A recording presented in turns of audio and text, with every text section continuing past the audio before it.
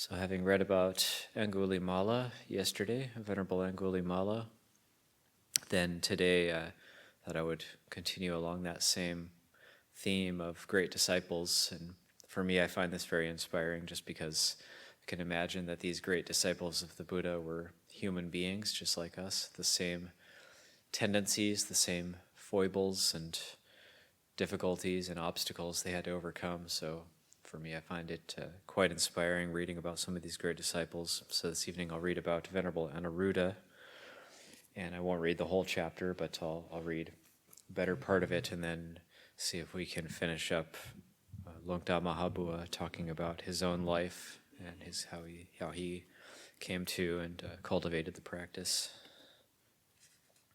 This is from Great Disciples of the Buddha. Anuruddha, Master of the Divine Eye.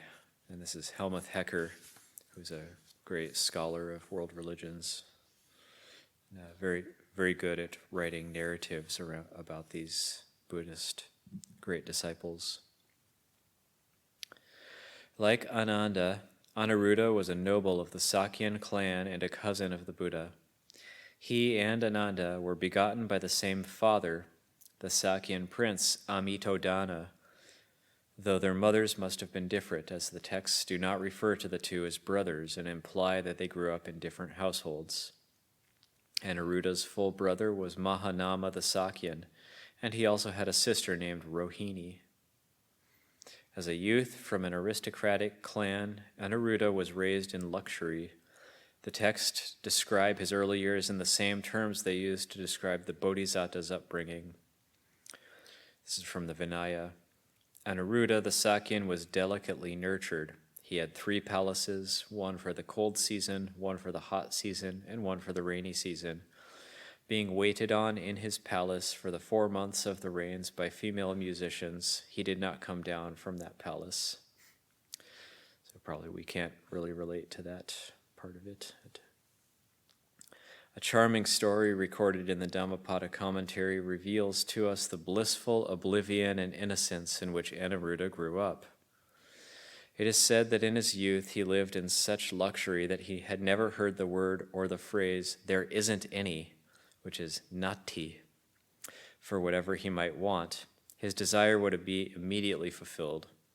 One day, Anuruddha was playing at marbles with 5 other Sakyan youths, and he had bet cakes on the result. The first 3 times he lost and sent home to his mother for cakes, and 3 times his mother promptly supplied them. When he lost the 4th time, however, and again sent for cakes, his mother replied, "There isn't any cake to send, nati puwang." Since Anuruddha had never before heard the expression, "there isn't any," he assumed this nati puwang must be a kind of cake. So he sent a man to his mother with the message, "Send me some there isn't any cakes." To teach him a lesson, his mother sent him an empty platter, but even then fortune was still on his side. Owing to his past merits from an earlier life, the gods were determined that Anuruddha should not be disappointed, and thus they filled the empty platter with delicious celestial cakes. When Anuruddha tasted them, he was so delighted that he repeatedly sent back to his mother for more platters of "there isn't any cakes," and by the time each platter arrived, it had been filled with the heavenly delicacies. Thus Anuruddha passed his early years in the joyful pursuit of fleeting pleasures, giving little thought to the meaning and purpose of existence. The turning point in his life came shortly after his illustrious cousin, the Buddha, visited Kapilavatthu. By his example and his teaching, the Buddha had inspired many of his relatives to go forth into the homeless life as monks.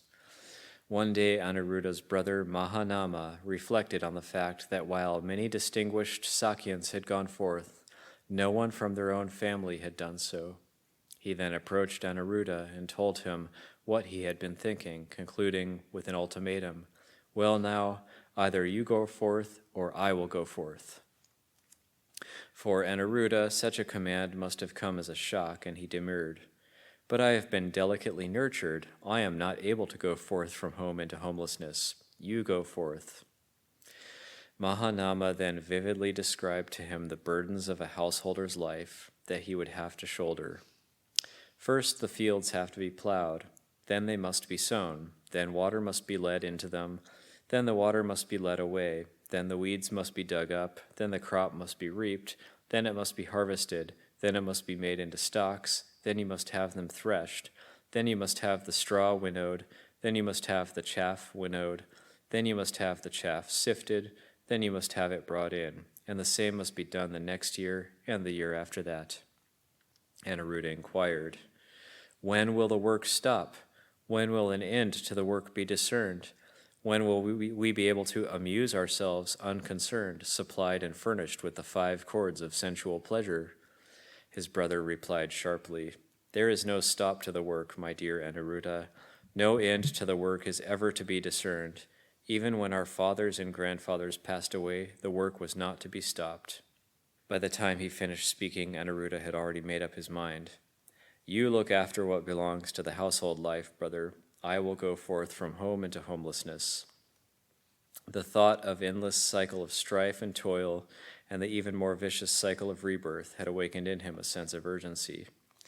He saw himself bound to struggle again and again through every moment of his life, then to die and take birth elsewhere over and over in an endless round.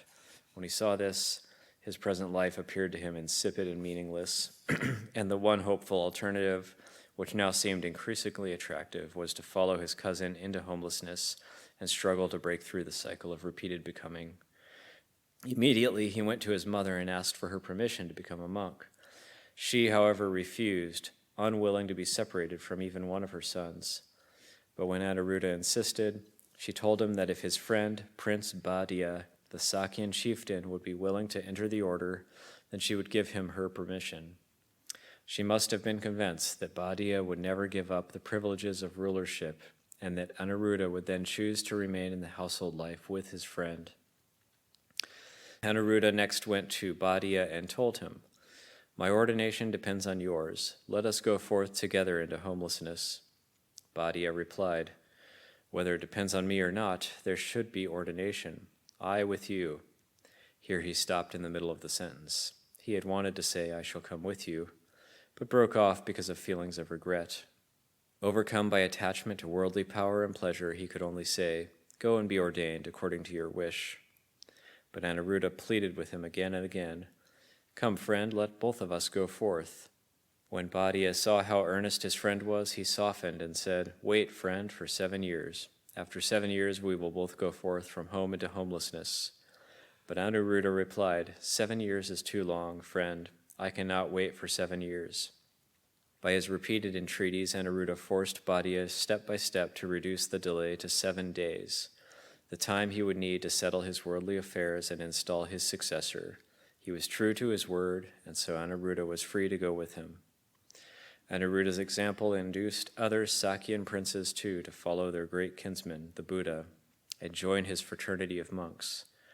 Thus, when the appointed day arrived, 6 Sakyan princes, together with Upali, the court barber, and an armed escort, set out from their homes. They were the Sakyans Bhadia, Anuruddha, Ananda, Bhagu, Kimbila, and Devadatta. To avoid arousing suspicion over the purpose of their departure, they left as if they were going to the pleasure gardens for an outing. Having gone a long distance, they then sent the escort back and entered the neighboring principality. There they took off their ornaments, tied them into a bundle, and gave them to Upali, saying, "This will be enough for your livelihood. Now return home." But the barber Upali, while already on his way back, stopped and thought, "The Sakyans are a fierce people. They will think that I have murdered the youths, and they might kill me."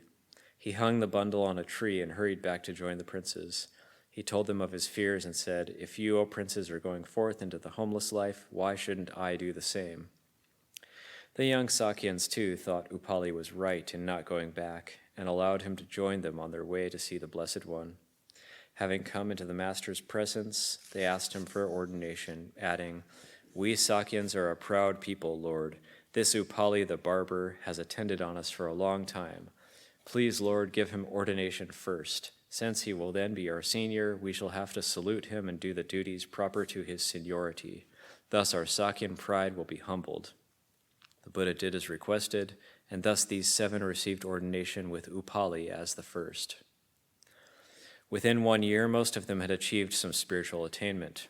Bhadia was the first to attain arahantship, as one endowed with the 3 true knowledges. Anuruddha acquired the divine eye, Ananda the fruit of stream entry, and Devadatta ordinary supernormal powers. Bhagu, Kimbila, and Upali became arhants later, as did Ananda and Anuruddha, but Devadatta's reckless ambition and misdeeds led him to hell. The struggle for arhantship.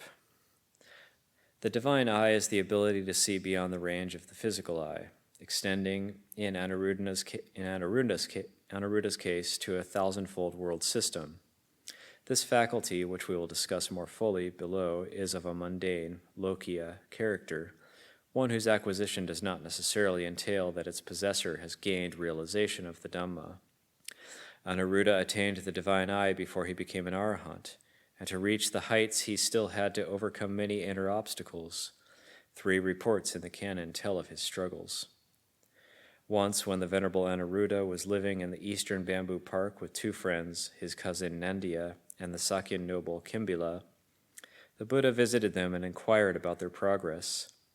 Anuruddha then told him about a difficulty he had experienced in a very sublime meditation he had been practicing. He had perceived an inner light and radiance and had a vision of sublime forms. But that light and vision of forms disappeared very soon, and he could not understand the reason. The Buddha declared that when he was still striving for enlightenment, he too had met the same difficulty, but had discovered how to master it. He explained that to experience these subtle states in full and obtain a steady perception of them, one should free oneself from 11 imperfections, upakilesa. The first is uncertainty about the reality of these phenomena and the significance of the inner light, which might easily be taken for a sensory illusion. The second is inattention. One no longer directs one's full attention to the inner light, but disregards it, evaluating it as unremarkable or inessential. The third imperfection is lethargy and drowsiness. The fourth, anxiety and fright, which occurs when threatening images or thoughts arise from the subconscious. When these imperfections have been mastered, elation may arise, which excites body and mind. Such exaltation is often a habitual reaction to any kind of success. When that elation has exhausted itself, one may feel emotionally drained and fall into inertia, a heavy passivity of mind. To overcome it, one makes a very strong effort, which may result in excessive energy, which is another upakilesa. On becoming aware of this excess, one relaxes and falls again into sluggish energy. In such a condition, when mindfulness is weak, strong longing may arise for desirable objects of the celestial or the human world, according to the focusing of the inner light, which had been widened in its range. This longing will reach out to a great variety of objects and thus lead to another imperfection, a large diversity of perceptions, be it on the celestial or human plane. Having become dissatisfied with this great diversity of forms, one chooses to contemplate one of them, be it of a desirable or undesirable nature.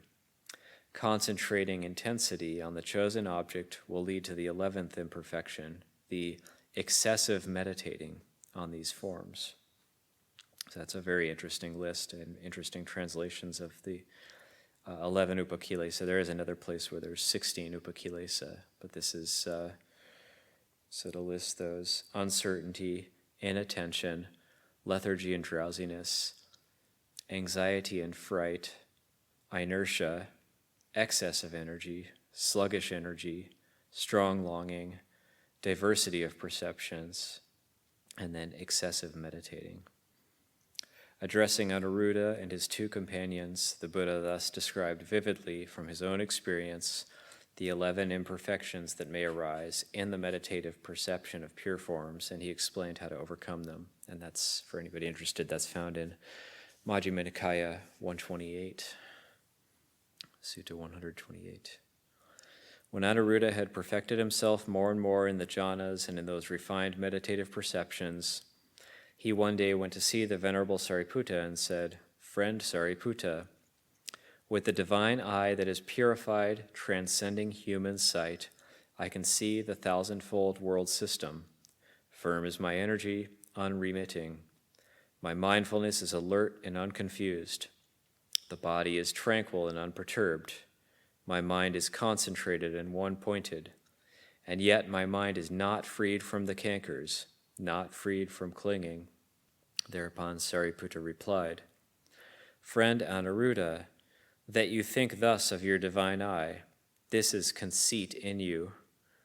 That you think thus of your firm energy, your alert mindfulness, your unperturbed body, and your concentrated mind, this is restlessness in you. That you think of your mind not being freed from the cankers, this is worry in you. It would be good indeed if you would abandon these three states of mind and, paying no attention to them, direct your mind to the deathless element, nibbana. Having heard Sariputta's advice, Anuruddha again resorted to solitude and earnestly applied himself to the removal of those three obstructions within his mind. Some time later, Anuruddha was living in the country of the Chettiya people in the eastern bamboo grove. There, in his contemplations, it occurred to him that there were 7 thoughts that should be cherished by a truly great man, Mahapurisa Vitaka. This Dhamma is for one with few wishes, not for one with many wishes. This Dhamma is for one who is content, not for one who is discontent. This Dhamma is for one bent on seclusion, not for one who is gregarious. This Dhamma is for one who is energetic, not for one who is lazy. This Dhamma is for one who is mindful, not for one who is confused. This Dhamma is for one who is concentrated, not for one who is unconcentrated. This Dhamma is for one who is wise, not for one who is dull-witted. When the Buddha perceived in his own mind the thoughts that had risen in Anuruddha's mind, he appeared before him in a mind-made body and applauded him. Good, Anuruddha, good. You have well considered 7 thoughts of a great man. You may now also consider this 8th thought of a great man. This Dhamma is for one who inclines to non-proliferation, who delights in non-proliferation, not for one who inclines to worldly proliferation and delights in it. The Buddha then said that when Anuruddha contemplates those 8 thoughts, he will be able to attain at will the 4 meditative absorptions. He would then no longer be affected by worldly conditions, but would regard the 4 simple requisites of a monk's life, robes, alms food, shelter, and medicines, in the same way as a layperson would enjoy luxuries. Such simple living would make his mind joyous and unperturbed and thus be helpful to his attainment of nibbana. In parting, the Buddha advised Anuruddha to stay on at the eastern bamboo grove. Anuruddha did so, and during that same rainy season he attained the consummation of his striving, arhatship, the undefiled liberation of the mind. At the hour of his attainment, the Venerable Anuruddha uttered the following verses, in which he expresses his gratitude to the Master for helping him bring his spiritual work to completion. Having understood my mind's intention, the unsurpassed teacher in the world came to me by psychic power in the vehicle of a mind-made body. When the intention arose in me, then he gave me a further teaching. The Buddha who delights in non-proliferation gave me instructions on non-proliferation. So mental proliferation is usually the word papancha in Pali, and then this one, the 8th thought of a great man, is nipapancha, non-proliferation. Having understood his Dhamma, I dwelt delighting in his teaching. The 3 knowledges have been attained. The Buddha's teaching has been done. And so his verse is ending. It's similar to Venerable Angulimala. Okay, and then we'll continue on with Luangta Maha Boowa, who, interestingly, in this narrative, he talks about some of these upakilesas arising as well in a very similar way to Venerable Anuruddha. So we ended with Luangta Maha Boowa's dream, and he relates it to Luangpu Man, Tanajan Man, and that's a very auspicious dream. And you'll get to the island of safety without any trouble. That's not the hard part. The hard part is here at the beginning. Taking his words to heart, I focused on my meditation with renewed diligence. My samadhi had been erratic for over a year by that time, so my meditation practice was constantly up and down. Again and again it advanced to full strength, only to deteriorate as before. It wasn't until April that I found a new approach, focusing on my meditation theme in a new way that made my concentration really solid. From that point on, I was able to sit in meditation all night long. My mind was able to settle down fully, which allowed me to continue accelerating my efforts. Speaking of the difficulties in the beginning stages of practice that my vision had predicted, that constant struggle to bring the mind under control was the most difficult part for me. One day, during a time when I was extremely wary of Ajahn Mun, I lay down in the middle of the day and dozed off. As I slept, Ajahn Mun appeared in a dream to scold me. "Why are you sleeping like a pig? This is no pig farm. I won't tolerate monks coming here to learn the art of being a pig. You'll turn this place into a pigsty." His voice bellowed, fierce and menacing, frightening me and causing me to wake up with a start. Dazed and trembling, I stuck my head out of the door expecting to see him. I was generally very frightened of him anyway, but I had forced myself to stay with him despite that. The reason was simple. It wasn't the right thing to do. Besides, he had an effective antidote for pigs like me. In a panic, I looked around in all directions, but I didn't see him anywhere. Only then did I breathe a bit easier. Later, when I had a chance, I told Ajahn Mun what had happened. He very cleverly explained my dream in a way that relieved my discomfort. "You've just recently come to live with a teacher, and you are really determined to do well. Your dreams simply mirrored your state of mind. That scolding you heard, reproaching you for acting like a pig, was the Dhamma, warning you not to bring pig-like tendencies into the monkhood and the religion." Following that, I took every opportunity to be more diligent. Since my arrival, I had heard Ajahn Mun talk a lot about the ascetic practices, such as the practice of accepting only the food received on one's alms round. He himself was very strict in observing these practices.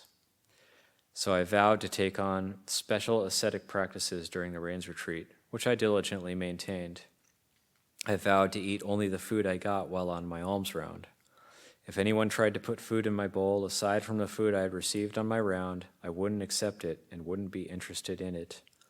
I was unwilling to compromise my principles, which is why I wouldn't let anyone ruin my ascetic practice by putting food in my bowl, with the exception of Ajahn Mun, who I respected with all my heart. With him, I'd give in and let him put food in my bowl when he saw fit. Coming back from my alms round, I'd quickly put my bowl in order, taking just the small amount of food I planned to eat, because during the rains I never ate my fill. I determined to take only about 60 to 70% of what would make me full. So I cut back my food consumption about 30 to 40%. It wasn't convenient to go without food altogether, since I always had duties involved within the group. I myself was like one of the senior monks in the group, in a behind-the-scenes sort of way, though I never let on. I was involved in looking after peace and order within the monastic community. I didn't have much seniority, just over 10 reigns, but Ajahn Mun was kind enough to trust me in helping him look after the monks and novices. When I had put my bowl in order, I set it out of the way behind my seat, right against the wall next to a post. I put the lid on it and covered it with a cloth to make doubly sure no one would put any food in it. But when Ajahn Mun put food in my bowl, he had a clever way of doing it. After I gave him the food that I prepared for him and had returned to my place, after we had chanted our blessing, and during the period of silence when we contemplated our food, that's when he'd do it, right when we were about to eat. At that time, I was absolutely determined to not let this observance be deficient. I wanted my practice to be complete, both in the letter of its strict observance and in the spirit of my determination to stick to it. But because of my love and respect for Ajahn Mun, I accepted his gifts, even though I did not feel comfortable about it. But he probably saw that there was pride lurking in my vow to observe this practice, so he helped bend it a little to give me something to contemplate, thus dissuading me from being too rigid in my views. Therein lies the difference between a principle in the practice and a principle in the heart. I was right in my earnestness to follow a strict practice, but at the same time I was wrong in terms of the levels of Dhamma that are higher and more subtle than that. Comparing myself with Venerable Ajahn Mun, I could see that we were very different. When Ajahn Mun looked at something, he comprehended it thoroughly and in a way that was just right from every angle in the heart. He never focused on only one side, but always used wisdom to see the broader picture. This lesson I learned many times while living with him. In that way, studying with Ajahn Mun wasn't simply a matter of studying teachings about the Dhamma. I had to adapt myself to the practices he followed until they were firmly impressed in my own thoughts, words, and deeds. Living with him for a long time allowed me to gradually observe his habits and his practices, and to understand the reasoning behind them, until that knowledge was firmly embedded in my heart. I felt a great sense of security while living with him, because he himself was all Dhamma. At the same time, staying in his presence forced me to always be watchful and restrained. Ajahn Mun had a habit of chanting every night for several hours. Hearing him softly chanting in his hut one evening, I had the mischievous urge to sneak up and listen. I wanted to find out what he chanted at such length every night. But as soon as I crept up close enough to hear him clearly, his voice stopped and remained silent. This didn't look good, so I quickly backed away and stood listening from a distance. No sooner had I backed away than I heard the low cadence of his chanting start up again, now too faint to be heard clearly. So again I sneaked forward, and again he went silent. In the end, I never did find out what he was chanting. I was afraid that if I stubbornly insisted on eavesdropping, a bolt of lightning might strike and a sharp rebuke thunder out. Meeting him the next morning, I glanced away. I did not dare look him in the face, but he looked directly at me with a sharp, menacing glare. I learned my lesson the hard way. Never again did I dare to sneak up and try to listen in on his chanting. I was afraid I would receive something severe for my trouble. I had heard that Ajahn Mun could read other people's minds, and this intrigued me. So one day I decided to test him to see if it was true. In the afternoon, I prostrated 3 times before the Buddha statue and set up a determination in my heart. Should Ajahn Mun know what I am thinking at this moment, then let me receive a clear and unmistakable sign that will dispel all my doubts. Later that afternoon, I went to Ajahn Mun's hut to pay my respects. When I arrived, he was sewing patches on his robes, so I offered to help. As soon as I approached him, his expression changed and his eyes grew fierce. Something didn't feel right. I tentatively put my hand out to take a piece of cloth, but he quickly snatched it from my grasp with a short grunt of displeasure. "Don't be a nuisance." Things didn't look good at all, so I sat quietly and waited. After a few minutes of tense silence, Ajahn Mun spoke. Normally, a practicing monk has to pay attention to his own mind and observe his own thoughts. Unless he's crazy, he doesn't expect someone else to look into his mind for him. In the lengthy silence that followed, I felt humbled and my mind surrendered to him completely. I made a solemn vow never again to challenge Ajahn Mun.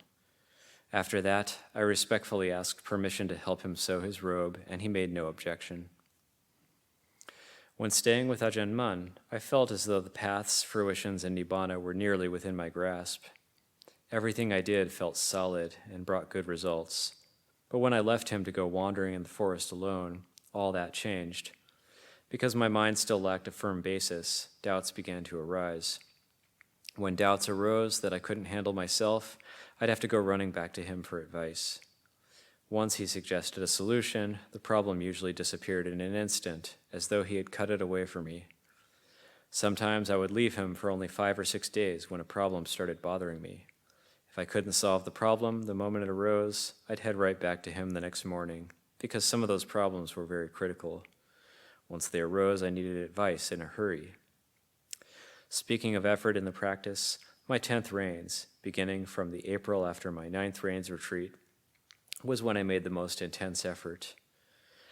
In all my life, I have never made a more vigorous effort than I did during my 10th rains. The mind went all out, and so did the body. From that point on, I continued making progress until the mind became solid as a rock. In other words, I was so skilled in my samadhi that the mind was as unshakable as a slab of rock. Soon I became addicted to the total peace and tranquility of that samadhi state. so much so that my meditation practice remained stuck at that level of samadhi for 5 full years. Once I was able to get past my addiction to samadhi, thanks to the hard-hitting Dhamma of Ajahn Mun, I set out to investigate. When I began investigating with wisdom, progress came quickly and easily because my samadhi was fully prepared. The path forward was wide open and spacious, just as my vision had prophesied. By the time I reached my 16th rains retreat, my meditation was progressing to the point where mindfulness and wisdom were circling around all external sensations and all internal thought processes, meticulously investigating everything without leaving any aspect unexplored. At that level of practice, mindfulness and wisdom acted like in unison, like a wheel of Dhamma, revolving in continuous motion within the mind. I began to sense that the attainment of my goal was close at hand. I remembered my earlier vision predicting attainment in that year and accelerated my efforts. But by the end of the retreat, I still had not attained. My visions had always prophesied accurately before, but I began to suspect that this one had lied to me. Being somewhat frustrated, I decided to ask a fellow monk who I trusted what he made of the discrepancy. He immediately retorted that I must calculate a full year, from the beginning of the 16th rains retreat to the beginning of the 17th. Doing that gave me 9 more months of my 16th year. I was elated by this explanation and got back to work in earnest. Having been gravely ill for many months, Ajahn Mun passed away shortly after my 16th rains retreat. Ajahn Mun was always close at hand and ready to help resolve my doubts and provide me with inspiration. When I approached him with meditation problems that I was unable to solve on my own, those issues invariably dissolved away the moment he offered a solution.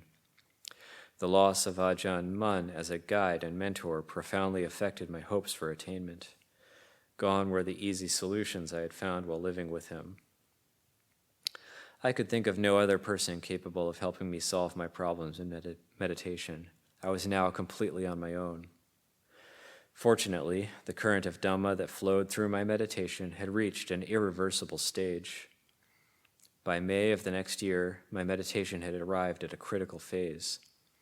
When the decisive moment arrived, affairs of time and place ceased to be relevant. All that appeared in the mind was a splendid natural radiance. I had reached a point where nothing else was left for me to investigate. I had already let go of everything. Only that radiance remained.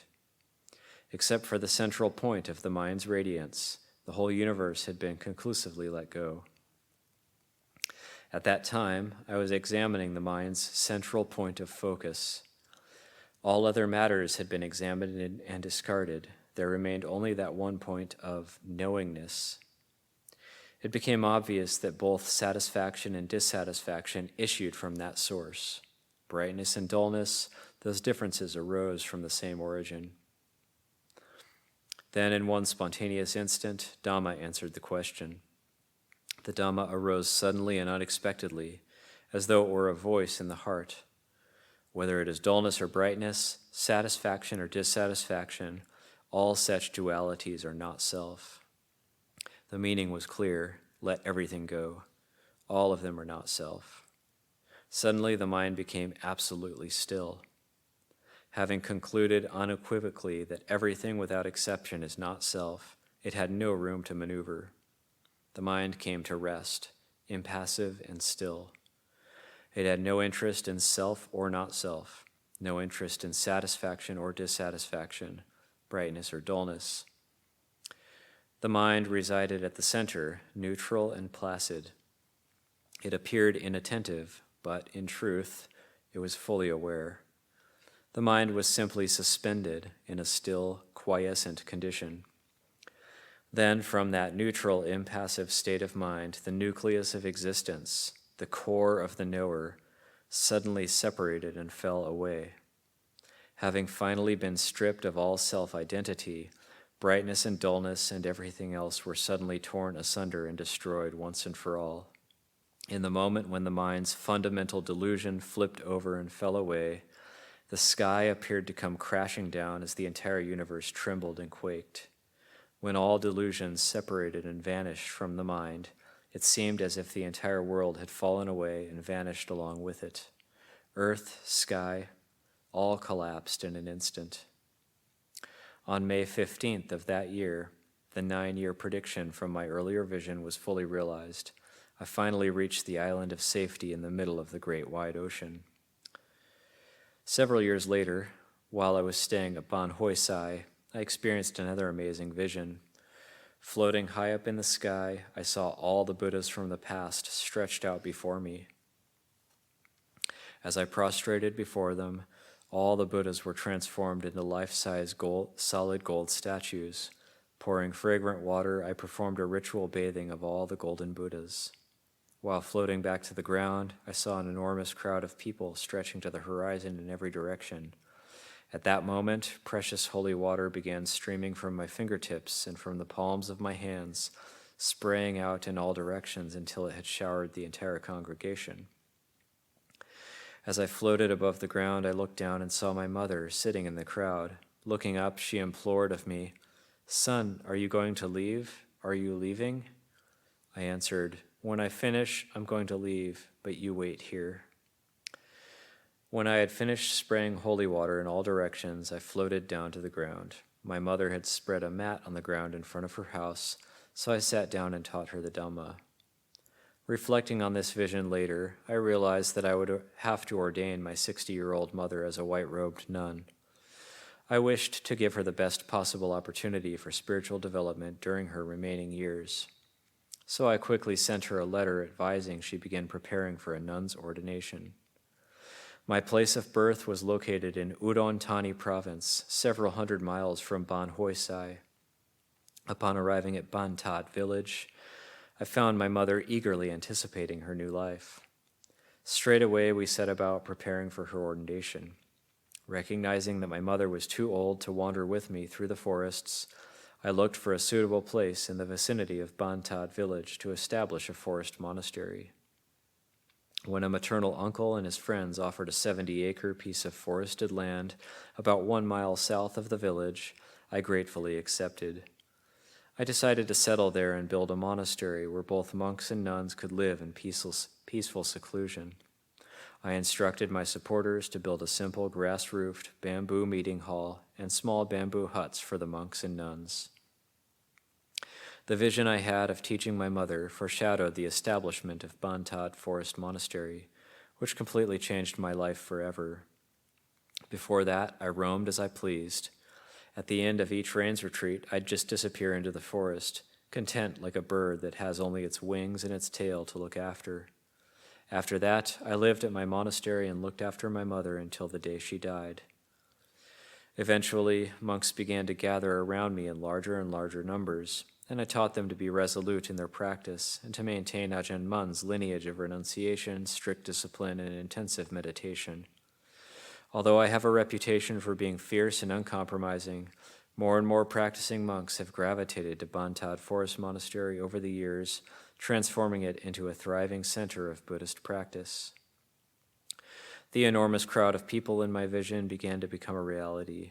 Gradually, little by little, my teaching began to spread until it extended far and wide.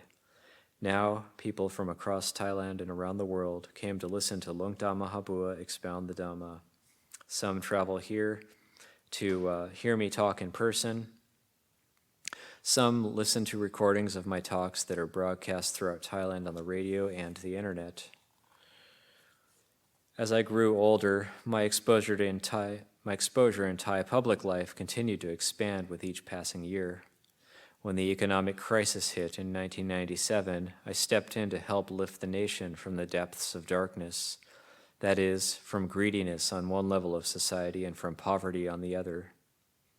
I wanted Thais to focus on the causes of the crisis so that, by knowing the causes, they could change their behavior to prevent such an event from recurring.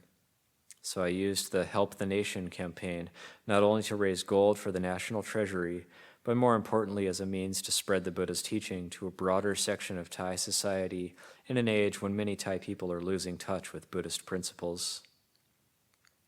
I have tried my utmost to help society. Within my heart, I have no sense of courage and no sense of fear. No such things are gain or loss, victory or defeat. My attempts to assist people stem entirely from loving compassion. I sacrificed everything to attain the supreme Dhamma that I now teach. I nearly lost my life in search of Dhamma, crossing the threshold of death before I could proclaim to the world the Dhamma that I realized. Sometimes I talk boldly, as if I were a conquering hero, but the supreme Dhamma in my heart is neither bold nor fearful. It has neither gain nor loss, neither victory nor defeat. Consequently, my teaching emanates from the purest form of compassion. I can assure you that the Dhamma I teach does not deviate from those principles of truth that I myself have realized. The Lord Buddha taught the same message that I am conveying to you. Although I am in no way comparable to the Buddha, the confirmation of that realization is right here in my heart. All that I have fully realized within myself concurs with everything the Lord Buddha taught. Nothing that I have realized contradicts the Lord Buddha in any way. The teaching that I present is based on principles of truth which I have long since wholeheartedly accepted. That's why I teach people with such vigor as I spread my message throughout the world. That'll be the reading for today.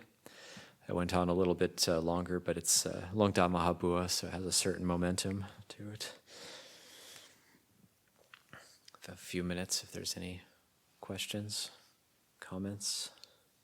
I wanted to comment, I was quite moved reading that the whole reason he started his monastery, Wat Bantad, was for his mother to be able to teach, out of compassion for his mother. That was really that was really the main reason. So it's quite, found that quite moving. There's also a lot of stories that have come out of Wat Bantad, like Ajahn Maha Boowa's sister, one of his sisters, also ended up ordaining, being a mechi for the rest of her life. That story was very moving. It makes me reflect a lot on karma, but my question is actually, I think, a basic one from the prior reading. On the Upakilesas, excessive meditation. Could you explain?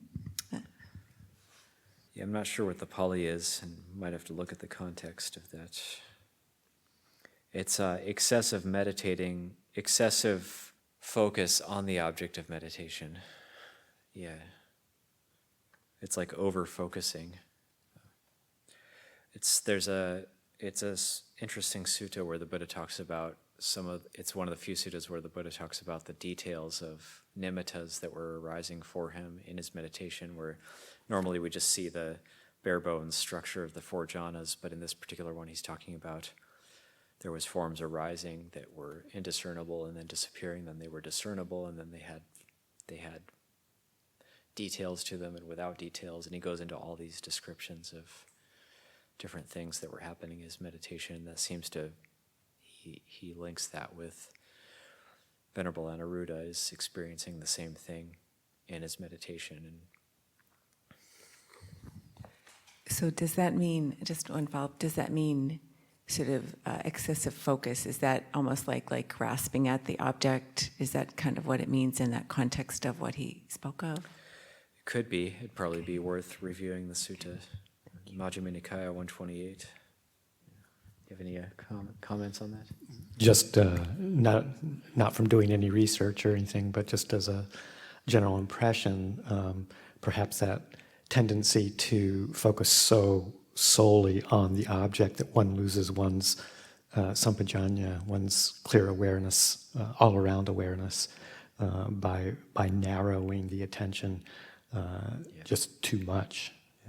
Yeah, that's what I take from it. It's like going out too much to the object. Okay, I think we can leave it there this evening.